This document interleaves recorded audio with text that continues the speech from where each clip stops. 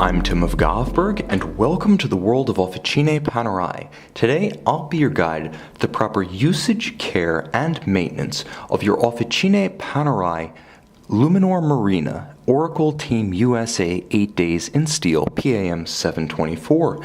Now, this timepiece is manually wound by lifting the locking lever of the crown and then turning in a clockwise direction until you feel resistance begin to rise. At that point, this manually wound timepiece is fully energized up to its maximum rated power reserve of 198 hours.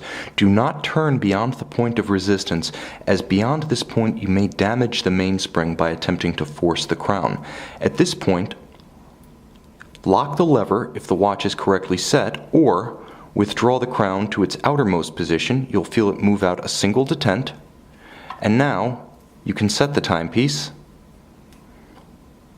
by turning in a counterclockwise direction.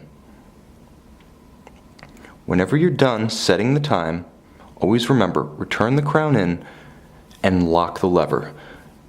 This protects the crown against displacement and physical damage, as well as water intrusion.